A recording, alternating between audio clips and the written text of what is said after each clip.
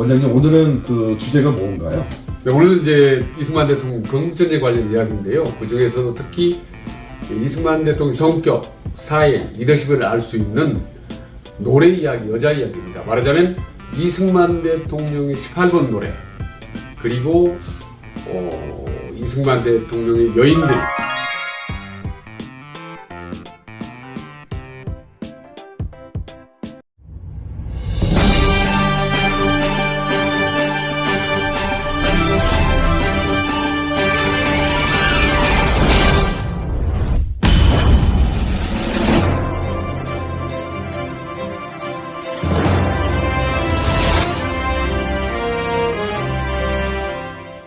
안녕하세요. 반갑습니다.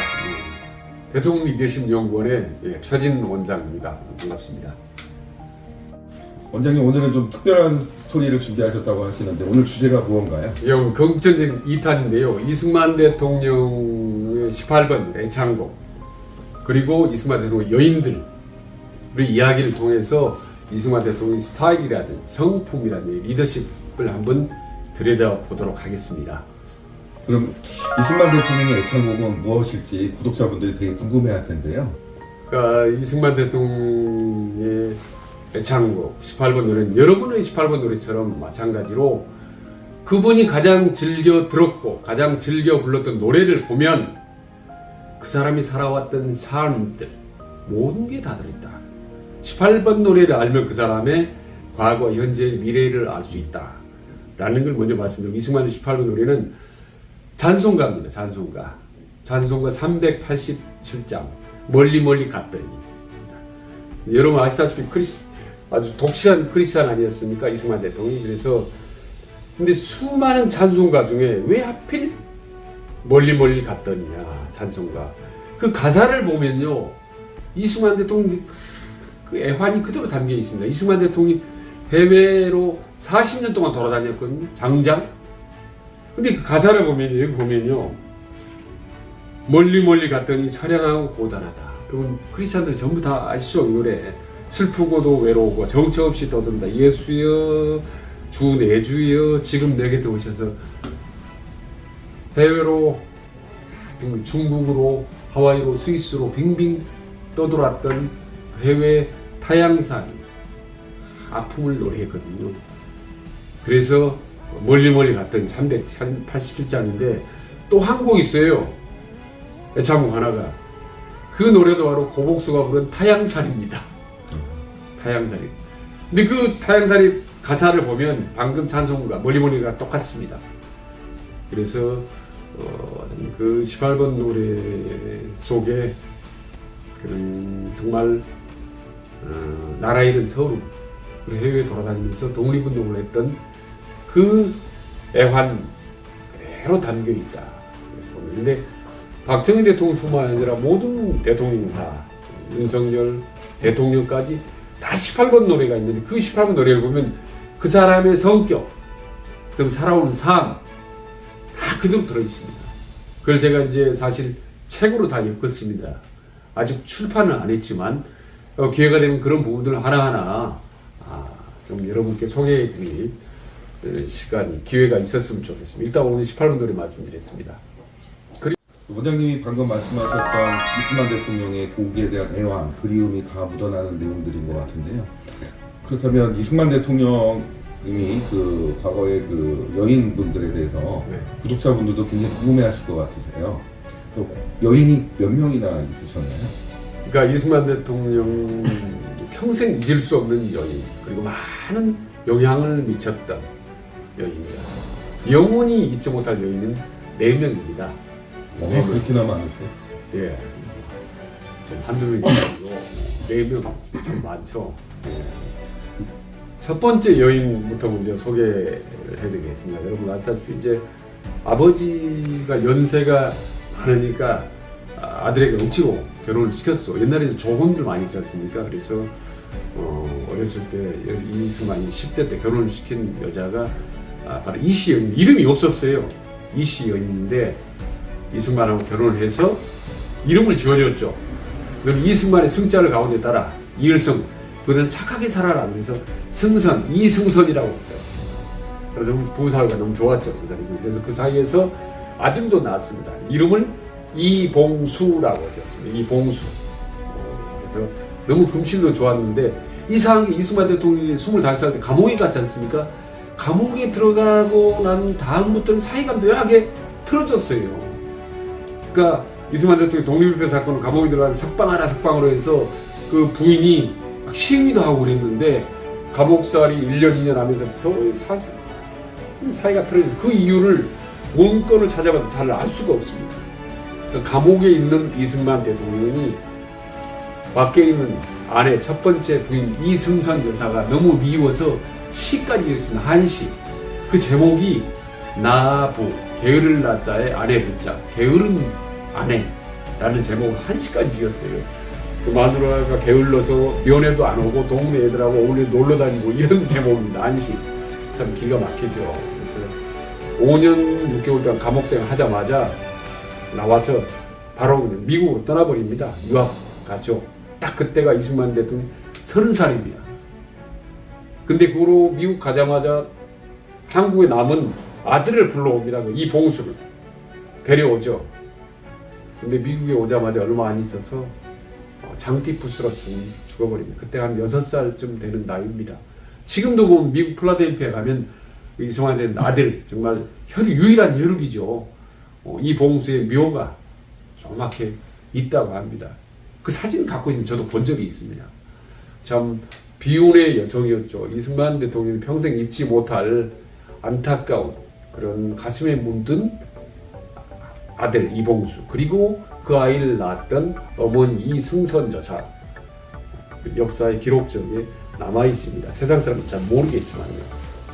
세상의 첫 번째 여인입니다. 가슴 아픈 스토리인 것 같은데요. 네. 그럼 두 번째 여인에 대한 궁금증이 더 증폭되는 것 같습니다. 두 번째 여인은 누구신가요? 두 번째 여인은요, 좀 여러분이 잘 모르실 건데, 이승만 대통령 미국에 독립운동을 하다가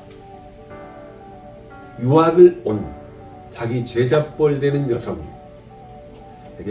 처음으로 청혼을 합니다. 결혼해달라고. 그 여인은 며칠 고민하다가 편지를 씁니다. 그래서 선생님, 너무 선생님을 사랑하지만 저는 그냥 영원히 선생님과 제자로 남고 싶습니다. 저는 영원 독신으로 살 겁니다. 이렇게 하고 결국은 사열하고 좋은 사제지간의 관계로만 유지를 합니다. 근데 일각에서는 두 사람이 그러나 계속 지속적으로 사랑을 했다는 그런 얘기가 있습니다만은 더 중요한 건요, 이승만 대통령이 돌아와서 1948년 대통령이 되지 않습니까? 초대 대통령이 첫 번째 내각을 발표한데, 장관들 쭉 발표한데, 그 중에 상공부 장관 최초로 여성입니다. 그때가 언젠데요? 1948년도에 여자 상공부 장관, 정말 획기적인 거죠. 임영신 상공부 장관. 바로 이 대한민국 최초 여성 장관이 바로 미국 유학 시절에 청혼을 했던 바로 그 여인입니다. 임영신. 근데 그 여성 임영신 장관이 장관을 그만두고 사회활동도 하다가 조그만 학교를 하나 짓습니다. 조그만 학교를 하나 짓는데 그 학교가 크고 점점 발전해서 지금은 흑석동에 있는 중앙대학교입니다. 중앙대학교. 그래서 중앙대학교 흑석동 가보셨어요? 그 본관 뒤쪽으로 쭉 가면요, 뒤쪽에 묘가 있습니다. 묘. 임명신 묘. 아마 중앙대학교 학생들도 잘 모를걸요. 이승만 대통령이 두 번째로 너무나 사랑했던 여인, 그리고 대한민국 최초의 여성 상공부 장관, 그리고 대한민국 최초 교육기관에 헌신했던 여인. 참 어떤 비운의 여인이 아주 의미 있는 여성의 한국 역사의 한 획을 그은 여인이 바로 두 번째 여인 임영신, 중앙대학교 설립자죠. 원장님이 들려주신 이 두 번째 여인에 대한 스토리는 대부분 구독자분들이 모르실 것 같은데요. 예. 그 세 번째 여인은 과연 누구신가요? 너무나 여러분이 잘 아시는 프란체스카 여사입니다.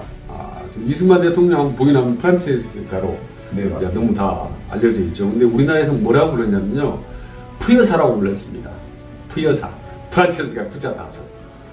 그래서 원래 이제 오스트리아 출신인데 오스트레일리아 호주로 잘못 알고 호주댁이라고만 불렸죠. 호주댁 부여사라고 많이 불렀습니다만은 여러분 뭐 다 아시다시피 스미스에 이승만 대통령 독립운동 하러 갔다가 우연히 커피숍에서 합석해가지고 거기서 서로 짠 눈이 맞았다고 하는 그 좋은 편입니다. 그래서 그때부터 이제 서로 연락도 하고 편지를 하고 이제 했는데 결국 결혼에 꼴이 납니다. 나이 차이 몇 살 차이 나는지 아세요 혹시? 잠깐만요. 잘 모르겠습니다. 25살 차이 와. 밖에 안 됩니다. 예. 근데 정말 저는요 지금 생각해보면 이승만 대통령이 훗날 될 수 있었고 대통령 된 후에 많은 업적을 쌓는 데는 결정적인 역할을 다 했습니다. 이승만 프란체스코 여사가 어떻게 보면 우선 타이핑을 잘 지기 때문에 모든 비서 역할을 다 해야 했던 거죠. 그리고 이승만 대통령이 될 수밖에 없던 이거 하나만 꼽는다면요. 저는 영어 실력이라고 봅니다. 그 당시 아시다시피 말이죠. 세계는 미국 지배했고 전부 영어였지 않습니까? 영어를 모르면 어떻게 합니까? 이승만 대통령 영어는 말 잘하지만은 편지 보내고 사실하고 타이핑 치고 팩시 보내고 이거 다 전부 프란체스카 여사가 있습니다. 당시 우리나라에서 영어 잘하는 여성은 거의 드뭅니다. 그런 점에서 최고의 비서였고 비서실장이었고 최측근 참모였죠. 큰 역할을 했었고 그리고 이제 하나 더 지금 프란체스카 여사가 보면 이승만 대통령의 스트레스 관리 이걸 엄청나게 했습니다. 그래서 이승만 대통령이 경무대에서 업무 보고 집에 돌아오면 딱 표정을 살펴봐요. 프란체스카 여사. 그래서 얼굴이 표정이 좀 어둡다. 그러면 비서한테 전화하면 오늘 누가 왔었나? 네, 누가 왔었습니다. 그러면 다음부터는 그 사람 못 만나게 해라. 그리고 그날따라 얼굴이 무지 기분 좋아. 들어왔다 집으로. 그럼 이승만 대통령 비서한테 물어봅니다. 프란체스카 오늘 누가 왔었어요? 그럼 얘 누가 왔었는데 그 사람 자주 만나게 해줘라. 이 정도로까지. 그럼 최고의 부인 아닙니까? 남편 기분 좋은 사람 만나게 하고 기분 안 좋은 사람은 만나지 못하도록 하고 그 정도로 철저하게 이승만 대통령은 심리적으로 그 다음에 주변 환경적으로 많은 보호 관리를 해준 거죠. 근데 프란체스가 우리나라에서 제일 놀란 게 뭐냐면요. 길거리에 돌아다녀 보면 개고기 간판이 너무나 많은 거예요. 개고기. 그래서 너무 놀랐어요. 그래서 아니 저게 뭡니까? 왜 저런 간판이 있어요? 한국 사람은 개고기를 좋아하는 개고기니까 너무 혐오스러워. 저거 좀 없앱시다. 그래서 노력을 했는데 안 됐습니다. 요즘 저 김건희 여사가 개고기 보면 폐지했지 않습니까? 보신다 폐지했는데 원래 그걸 뭐라고 그러나요? 요즘 보신당 금지법은 최초 원조는 어떻게 보면 프란체스카 여사죠. 근데 그때는 워낙 옛날에 했으니까 할 수 없이 법안은 못 만들고 명칭만 바꿨습니다. 개고 간판 다 내리고 보신당 집으로 세월이 흘러서 최근에 없었습니다만 아무튼 프란체스카 여사가 세 번째 여인이 이승만 대통령에 끼쳤던 긍정적인 역할 상상을 초월할 정도로 많았다. 어마어마하게 말이 좀 세 번째 여인이라고 표현이 좀 바람직하지 않을 정도로 이승만의 정신세계 리더십에 있어서는 결정적인 역할을 미쳤던 그런 반쪽이었다. 그야말로 문자 그대로 반려자였다라고 말씀드릴 수가 있습니다. 이야기가 점점 흥미진진해지는 것 같은데요. 네 번째 미스터리 여인은 도대체 누구십니까? 네 번째 여인 말씀드리기 하는데 사람은 아닙니다. 사실은 네 번째 여인은 걔 반려견입니다. 사실 암컷 반려견 해피입니다. 해피인데 이승만 대통령 아들이 유일한 혈육 이봉수가 필라델피아에 죽었지 않습니까? 그래서 이후로 이제 혈육이 끊겨버렸죠. 그래서 사랑하는 자식 대신에 자식처럼 입양해서 키운 게 개였습니다. 개. 스피치 동물처럼 전박이 있는데 해피라는 개 키웠는데요. 이승만 대통령 원래 이제 왕조가 아닌데 이씨 왕조, 양녕대군은 16대 손인데 본인이 왕손이어서 그런지 몰라도 개도 왕족들이 키우던 개를 키웠습니다. 영국 왕족들이 키우던 킹스 찰리 스페니얼 개, 동의 개인데 사진을 보면 나왔습니다. 스피치처럼 조그맣고 노란 이 전무늬가 있는 귀여운 개인데요. 그 해피 이 개를 정말 자식보다 더 귀하게 키웠거든요. 근데 집에서는 프란체스카 여사하고 영어로 많이 통화를 하거든요. 이야기를 대화를 할 때. 근데 그 개하고도 영어로 얘기를 해요. 그러니까 해피라고 불러야 오지 영어로 해야지 우리말로 다른 사람이 와서 얘기하면 개가 안 갑니다. 요즘 개가 아니라 반려견이라고 얘기해야 되는 거죠. 네네. 예, 요즘 반려견도 아니야. 아이라고 해서 우리 아이라고 하는데 그 정도로 자식보다 더 키웠고. 근데 이제 경무대 오늘 청와대에도 사실 그 해피가 집무실에도 왔다 갔다 했거든요. 근데 왜 손님이 오지 않습니까? 손님이 오면 해피가 이제 장난치려고 사람들, 손님들, 외빈들, 장관이라든지 이런 사람들 오면 약간 물기도 해요. 양복 아래 구두실을. 그러면 이제 깜짝 놀라 손님이 툭 차지 않습니까? 그러면 옆에 이승만 대통령 그걸 보고 너무 놀라가지고 그 사람한테 막 고함을 지르요. 당신은 말이야, 당신 자식한테도 이렇게 발로 툭툭 차고 그러나? 이렇게 야단을 치는 거예요. 그러니까 감히 누가 해피한테 툭 건드리거나 함부로 하다가는 정말 큰일 나죠. 그 정도로 자기 자식 이상으로 키웠던 정말 그 여인 점점 자라서 새끼도 낳고 그랬습니다. 해피가 그렇게 사랑했던 해피인데 여인이죠. 정말 자식이자 여인이자 모든 역할을 다 했었는데 참으로 안타깝게도 이승만 대통령이 4.19 혁명이 일어나서 아시다시피 하와이로 가버리지 않습니까? 서둘러서 하와이로 가버렸는데 이 개 해피는 한국에 남아있었죠. 주인이 가버렸으니까 이승만 대통령 프란스에서 가버리니까 혼자 남아서 키웠는데 이게 그냥 너무 구슬피 우는 거예요. 이 개가 밤이나 낮이나 멀리 하와이로 떠나버린 어떻게 보면 아빠 같기도 하고 연인 같은 이승만 대통령을 그리워하면서 해피가 슬피 울었어요. 이거를 하와이에서 이승만 대통령이 들은 겁니다. 그 얘기를. 내 사랑하는 자식 같은 개, 내 사랑하는 연인 같은 개 해피가 나를 그리워하면서 끙끙대면서 운 밤마다 구슬피 운다. 그래서 그 개를 다시 데려와 다오. 주위만 얘기를 합니다. 내 사랑하는 해피를 보고 싶다고. 눈물 뚝 흘리죠. 그래서 한국에서 보고 있던 사람들이 그 소식을 듣고 어떻게 데려갈 수가 없잖아요. 너무 멀는데 미국에.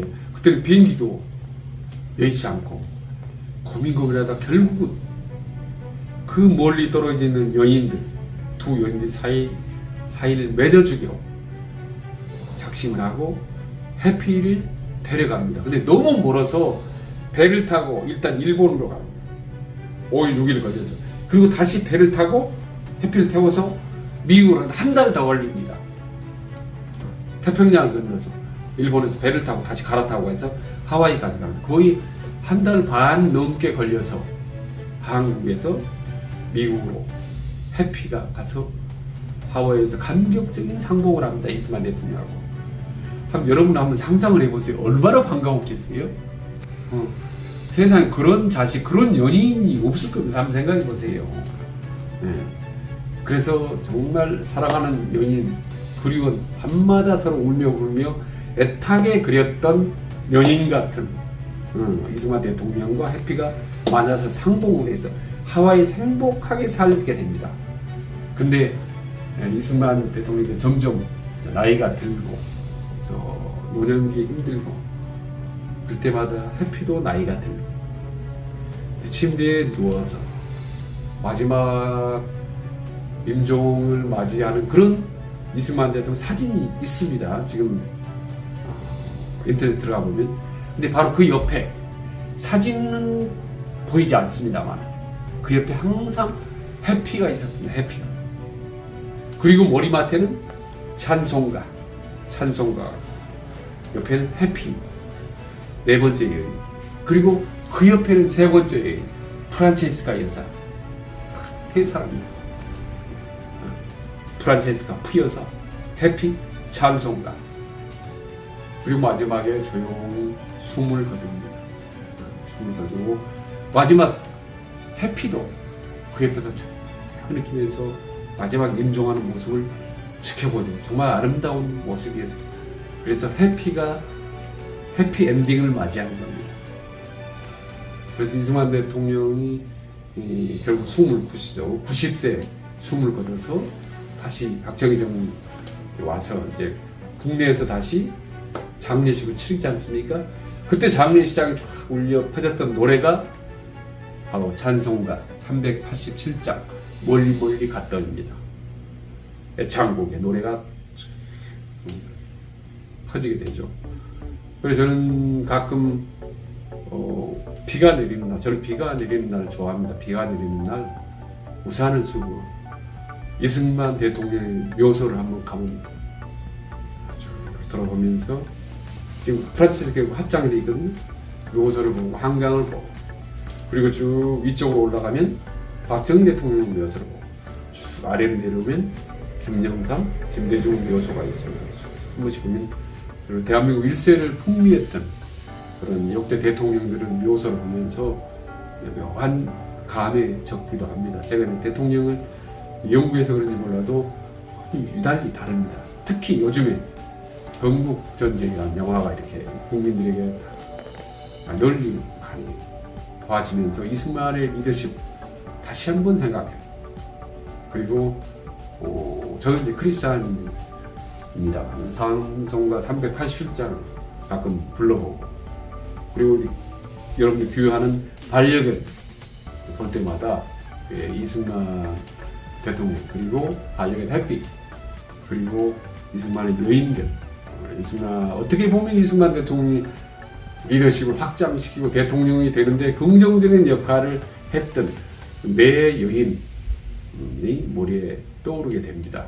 그래서 우리는 이승만 대통령의 어떤 물론 과오도 있지만 긍정적인 면들을 우리가 다시 한번 생각을 해보고 오늘날 우리가 이 시대에 이승만 리더십을 어떻게 긍정적으로 승화시킬 수 있는지 이런 부분도 한번 생각을 해볼 필요가 있다고 봅니다. 잘한 점만 생각했습니다.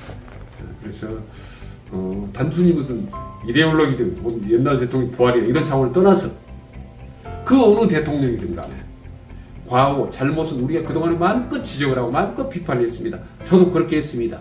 모든 대통령은 문제점, 잘못된 점 아주 미련 없이 세게 지적을 했고 비판을 했습니다. 그러나 지금은 이 시점에서 우리가 긍정적인 부분 우리가 받아들이고 또 기억하고 하는 것이 저는 여러분을 위해서나 그리고 대한민국 전체의 발전을 위해서도 저는 바람직한 일이라고 생각합니다. 그래서 오늘 이승만 대통령의 애창곡 그리고 여인들에 대해서 짧게 간략하게 말씀드렸습니다. 고맙습니다.